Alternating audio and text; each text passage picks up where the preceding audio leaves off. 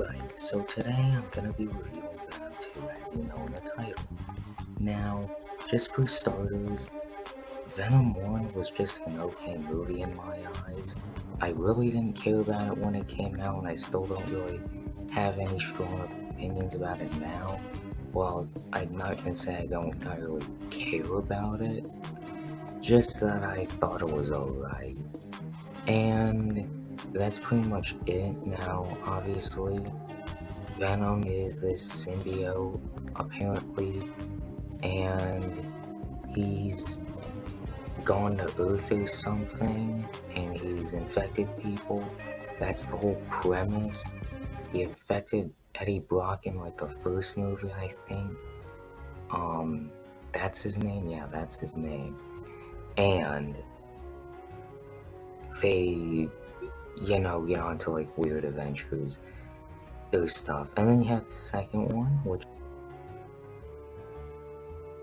is the one I'm talking about. So let's get into this. Okay, so first, right out the gate, I'm gonna mention the story. The story of this movie, I'm so sorry, I'm used to talking about games, is about, well, a random serial killer who has been captured, who killed his mom and grandma, trying his best to get a life. Now, I'm not exactly certain on this part. His motives don't really make any sense, and it is one problem I guess I have with it. And some of the dialogue I don't really like in this movie, but I can't say for certain if there were many things in this that I can consider bad. But what I will say is good in this movie, in fact, there's actually a ton that I thought was good. For one, I actually like the characters in this. The protagonist, I kind of like. I think he's not like an improvement, but I think he's just, I don't know, he's not like annoying, he's not like the best, but I would say he's pretty good. Like, other than that, I guess he's someone. Same with like Venom though. They're also pretty good. And then yeah, that's about that for that. So yeah, he goes to this prison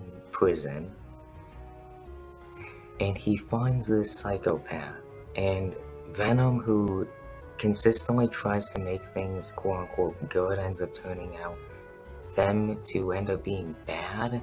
And that's sort of how this movie is like structured and how everything happens. So yeah, we get that happening. Now, obviously, Venom 2, Eddie Brock in this movie is no longer married, so he's pretty much on his own. The whole theme about it, I guess, from what I've seen from it, seems to be about like loneliness, so it's got a pretty typical theme or something. Um, some parts I just find like I actually liked some of the humor, in fact, in this one. But yeah, then he tries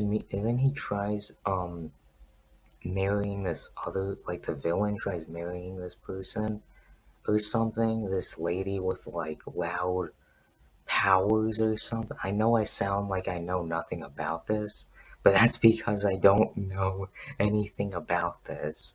I'm just talking with a simplistic uh, recreation of whatever I watched. Um, and yeah,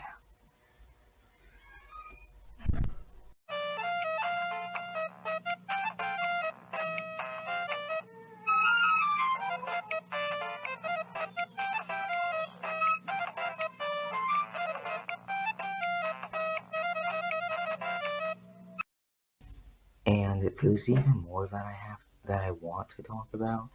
For one, obviously Eminem is in this movie. He was in the first one along with a few other people. but that's for the soundtrack on this. It's sort of like a traditional thing. And yeah, so if there is any more to talk about on the guy that's a serial killer, yeah. So what happens is he has to go to school after killing his grandma and mom. Like, not like school, but like, I think it's like a facility center or something. I don't really know. Again, I literally watched this movie like probably like 5 hours ago as of this recording. Maybe like two, I'm not even sure. Um, so yeah. After that pretty much happens, he ends up like they end up like he ends up meeting this like lady with like loud powers, and then following after that flashback, Eddie Brock makes a big oof moment. I'm sorry that sounded cringe. Um, I'm just doing cringe for like humor at this point. I've ran out of humorous things to use, so I'm just using whatever cringy 5-year-olds find as humor. Um, Hopefully YouTube doesn't take that as something mean. It's just a little like joke, I would say. I guess it's a little bit mean, but like I'm just trying my best here. And but yeah, then following that moment that all happens, Eddie Brock gets a piece of Venom on the psychopath who's Carnage, or that's where Carnage is created technically, apparently. And so yeah, he ends up getting the whole symbiote. He breaks out of prison after that all happens. Venom and Eddie Brock have a little moment where they hate each other now, and then Eddie Brock is desperate to get Venom back because the psychopath got out of prison again.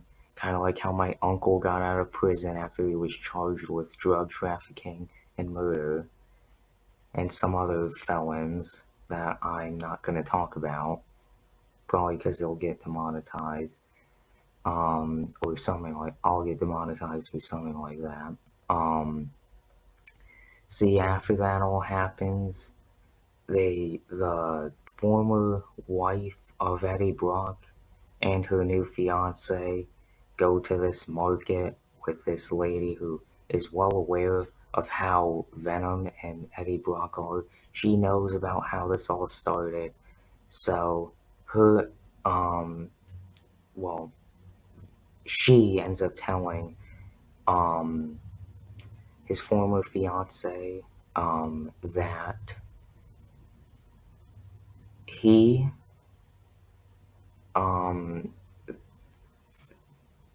I don't even know. I forgot what that part was. So yeah, they end up going. Um, well, Venom ends up going to this club, and there's a little like funny moment where he doesn't realize what's going on. He thinks people are bowing down to him. I don't think it's funny. I mean, I guess it's somewhat funny. The humor in this ranges between like mediocre to like pretty good, I would say. I don't know how that sounds like, but I will tell you that none of this humor is masterpiece level, and it's not like all of it is crappy,